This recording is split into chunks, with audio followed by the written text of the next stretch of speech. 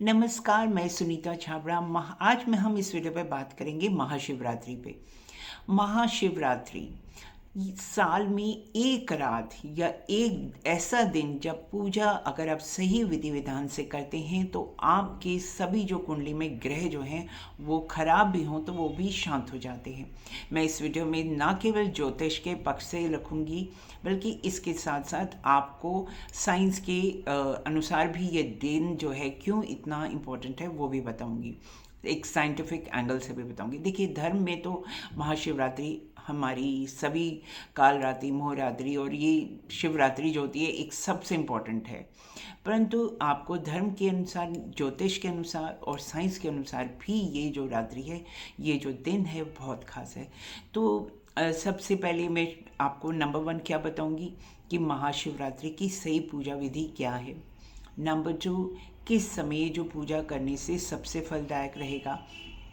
Number 3, इस दिन क्या करें और क्या बिल्कुल ना करें ताकि आपकी जो भक्ति है वो सिर्फ भावनात्मक ही नहीं बल्कि फलदायक भी बने, वो भी ज्योतिष के अनुसार और साइंस के अनुसार। और 4th, ग्रह दोषों के अनुसार क्या छोटे उपाय कर सकते हैं इस दिन, क्योंकि ये तो इतना पावरफुल डे है कि अगर आप उपाय करेंगे तो आपको बहुत अच्छे रिजल्ट्स मिलेंगे। तो शुरू करते हैं। नंबर 1, महाशिवरात्रि क्यों सबसे शक्तिशाली रात्रि है।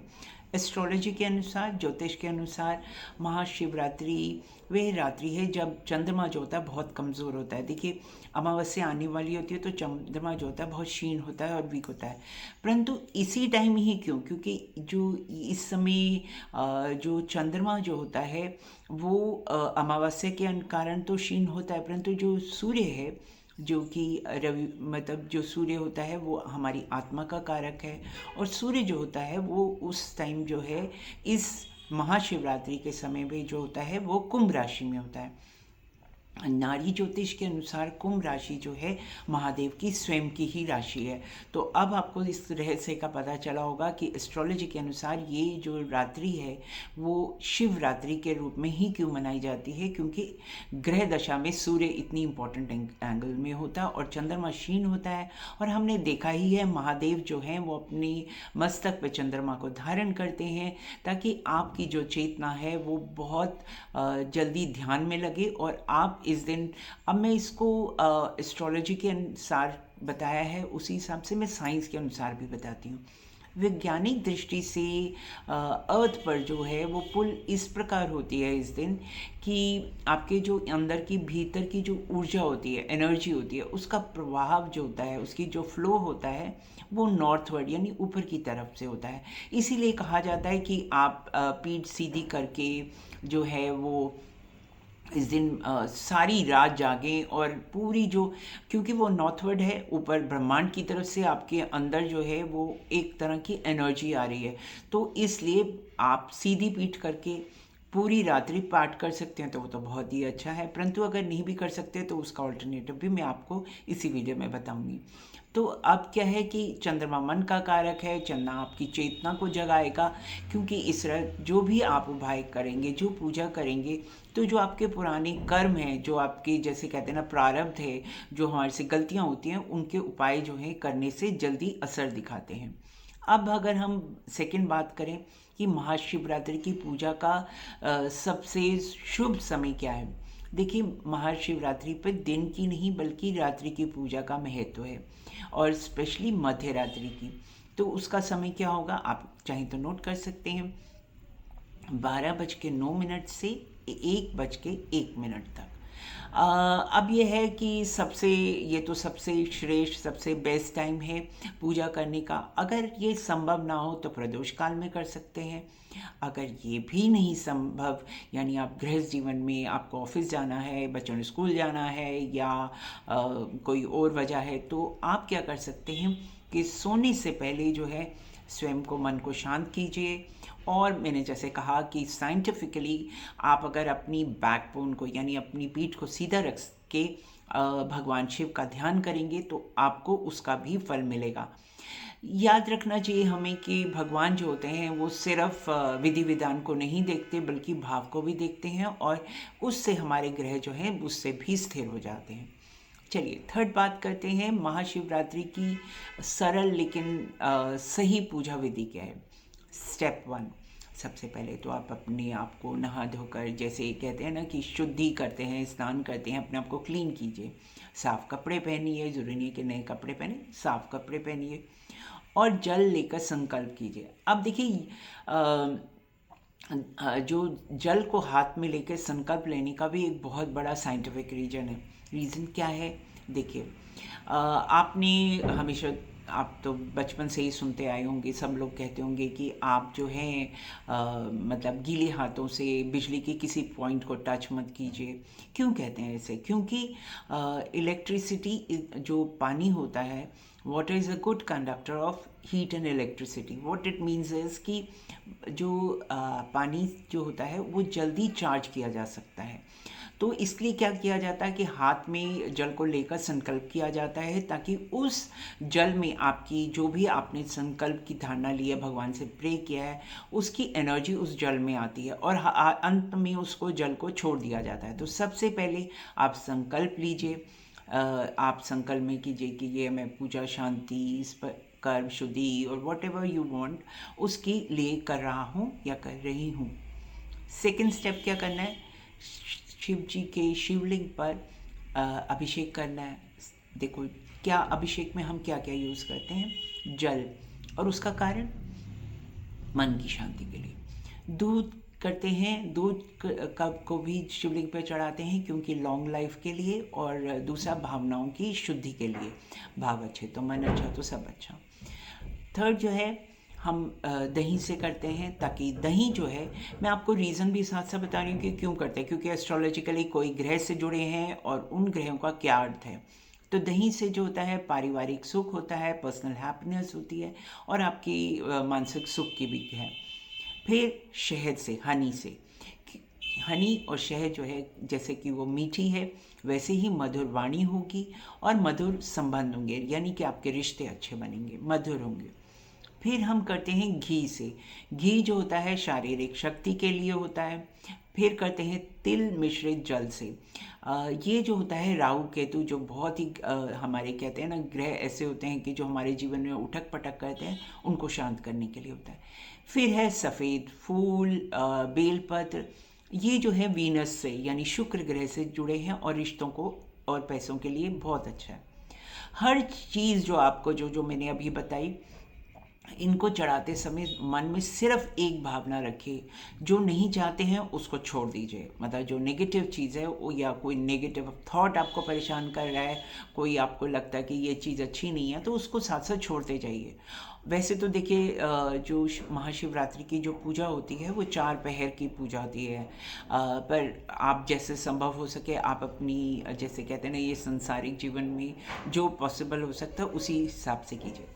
नेक्स्ट, अब मैं बात करती हूँ कि हमें उस टाइम में क्या सोचना चाहिए और किस मंत्र का जाप करना चाहिए। कितनी आसान होती है भोले शंकर की पूजा करनी, महाकाल की पूजा करनी। उनका तो इतना छोटा सा मंत्र है, ओम नमो शिवाय। बस कम से कम 11 बारी या 21 बारी। मंत्र याद रखिए कि गिनती या संख्या से नहीं इम्पोर्टेंट होता है, बल्कि स्थिरता से इम्पोर्टेंट होता है, आपके भाव से। मैं बार बार पूजा में कह रही हूँ कि विधि विधान से ज़्यादा आप अपने भाव पे ध्यान दीजिए, और साथ ही साथ क्षमा याचना भी मांगिए। यानी कि मुझसे अगर कुछ भी भूल हो रही हो या मुझे नहीं आती विधि विधान, तो साथ साथ क्षमा याचना मांग लीजिए, ताकि आपसे कोई गलती हो तो उसका आपके ऊपर कोई भी नेगेटिव इफेक्ट ना हो। इसके बाद हम बात करते हैं कि महाशिवरात्रि का व्रत यानी फास्ट। अब देखिए, महाशिवरात्रि का अगर आप फास्ट रखते हैं, ज़रूरी है या नहीं है, इस पर भी बात करते हैं। देखिए, व्रत जो होता है वो शरीर के लिए नहीं होती। It is not intermittent fasting. ये कोई फास्टिंग जो है, ये आपकी डाइट का प्लान नहीं है। व्रत जो होता है ये बहुत इंपॉर्टेंट होता है, क्योंकि हम इस टाइम जो है अपने मन को नियंत्रण करते हैं। साइंस क्या कहती है? साइंस कहती है कि अगर आपने लाइट मील ली होती है, यानी आपने बहुत ही हल्का भोजन किया होता है, तो क्या होता है कि आपकी कंसंट्रेशन पावर, यानी आपकी ध्यान लगाने की क्षमता जो होती है वो बढ़ जाती है। इसलिए जो है आप अपनी इस दिन जब भी कोई इम्पोर्टेंट डे होता है ग्रहों के अनुसार, तो हमारे जितने भी सूर्य चंद्रमा, जितनी भी हमारे पंचांग के जो अच्छे पॉइंट्स होते हैं, एनर्जी पॉइंट्स होते हैं, उस टाइम में हमेशा हमारे जो भी ऋषि मुनि रहे होंगे उन्होंने उस टाइम में फेस्टिवल्स रखे। और देखिए इस समय फास्टिंग करने का मैंने आपको बताया कि ये कितना इम्पोर्टेंट डे है, कि जब ऊर्जा आपकी शरीर से अपवर्ड होती है और डिवाइन हेल्प आपको मिल रही होती है। तो एक फास्टिंग अगर नहीं कर सकते हैं तो लाइट मील लीजिए, क्या करें, हल्का भोजन खाइए, और फास्ट कर सकते हैं तो बहुत अच्छी है। फल खाइए ज़्यादा, अधिक जल पिए यानी पानी ज़्यादा पिए, और मन को शांत रखें। अब मैंने कहा था कि मैं आपको ये भी बताऊंगी क्या ना करें। तो क्या करें कि ज़बरदस्ती, फर्स्ट ऑफ ऑल, कोई कहते हैं ना कि ज़बरदस्ती निर्जला व्रत रख लिया और चिड़चिड़ापन है, हेल्थ ख़राब हो रही है, तो दिखावे की कोई भी तपस्या मत कीजिए। वही कीजिए जो आपके ईश्वर भी यही कहता है कि जो आपकी क्षमता है उसी अनुसार कीजिए। शरीर को परेशान करके भगवान में मन नहीं लगेगा, और शिव जो है वो पीड़ा को नहीं सत्य को मानते हैं, और सत्य ही like is the right way, truth. तो आपसे जो अगर हो सकता है तो आप फास्ट कीजिए, हल्का भोजन कीजिए, अधिक जल पीजिए, फल खाइए, और चिड़चिड़ापन मत रखिए, और मन को खुश रखने की, प्रसन्न रखने की कोशिश कीजिए। देखिए महाशिवरात्रि पर बिल्कुल क्या ना करें। एक तो झगड़ा बिल्कुल मत कीजिए, किसी से लड़ाई झगड़ा मत कीजिए, शिकायत मत कीजिए, कंप्लेनिंग नहीं कीजिए, कटु वाणी मत रखिए। किसी के बारे में अगर आप अच्छा नहीं कर सकते तो कम से कम किसी के बारे में बुरा कुछ भी मत बोलिए, बिल्कुल मत बोलिए। देखिए किसी की निंदा करने से इस दिन की जो एनर्जी है वो ख़राब हो जाती है। नेक्स्ट, नशा करना, मांस, तामसिक भोजन करना, ये मुझे कहने की ज़रूरत नहीं है, तो सभी को पता है कि ऐसा नहीं करना चाहिए। फिर भी जब मैं कहती हूँ तामसिक भोजन करना, मीन्स जो जिसकी तासीर जो होती है वो बहुत गर्म होती है, ऐसा भोजन मत कीजिए। हैवी भोजन मत कीजिए, ये फ्राइड मत खाइए, हैवी मिठाई मत खाइए, ऐसा कुछ मत कीजिए। चाहे वो आप नमक छोड़ रहे हैं, लेकिन अगर आपने बहुत देसी घी की बहुत भारी भारी मिठाई खा ली, इससे भी आपकी पाचन क्रिया पे असर होगा, और उससे क्या होगा कि आप ध्यान नहीं लगा पाएंगे। नेक्स्ट क्या जो है ये चीज़ तो मैं बहुत बहुत बहुत क्लियरली बोलना चाहूँगी कि आप मोबाइल फ़ोन लेकर आप मंदिर मत जाइए, घर पे छोड़कर जाइए। मैंने तो कई बार देखा है कि लोग हाथ में मोबाइल फ़ोन लगे, भैया हम अभी आ रहे हैं, ये पूजा निपटा कर बस पहुँचते हैं। कितनी बड़ी गलत बात है। तो मुझे ऐसा लगता है कि ऐसी बड़ी भूल मत कीजिए कि उस दिन जब शिवरात्रि का इतना अच्छा दिन है तो आप घर पर ही मोबाइल छोड़ के जाइए। अगर आप मंदिर जा रहे हैं, घर में पूजा कर रहे हैं, तो भी मोबाइल को दूर रखिए या स्विच ऑफ कर दीजिए। किसी को नेक्स्ट क्या नहीं करना चाहिए, किसी को नीचा दिखाकर, खासकर अपने रिलेशनशिप्स में कोई हो तो उसको नीचा मत दिखाइए, इससे पूजा का फल रुक जाता है।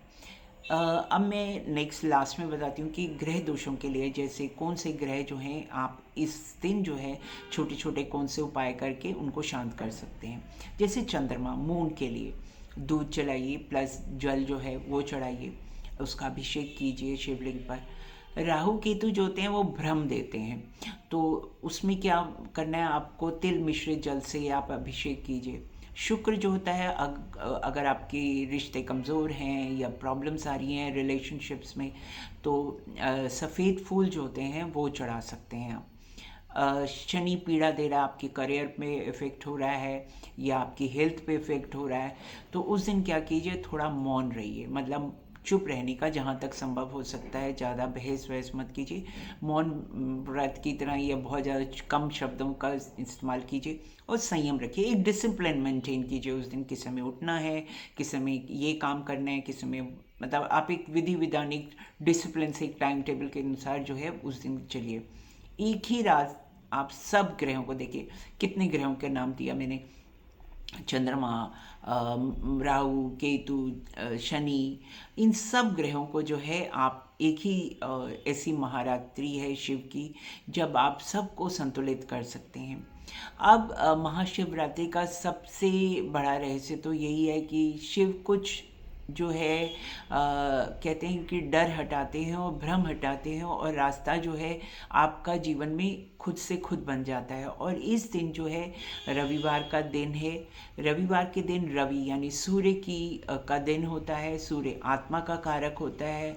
और मैंने जैसे कहा कि महादेव की अपनी राशि कुंभ में है, शिव की अपनी राशि में है, तो नाड़ी ज्योतिष के अनुसार जो ये दिन जो है इस बार और भी खास है, क्योंकि इस दिन जो है रविवार का दिन भी है। तो आपसे मैं कहती हूँ कि वैज्ञानिक और ज्योतिष दृष्टि से ये दिन बहुत खास है। आप इसमें पूरा जिस तरह से मैंने आपको वीडियो में बताया, इस तरह से भाव से रख कर आप पूजा करेंगे तो आपको पूर्ण रूप से फल होगा। और आई एम श्योर कि हम कोई भी चीज़ें, चाहे वो फास्ट होते हैं, ज्योतिष होता है, या कोई और चीज़ें होती हैं, हम इसीलिए करते हैं कि हमारी लाइफ जो है वो बेटर हो सके।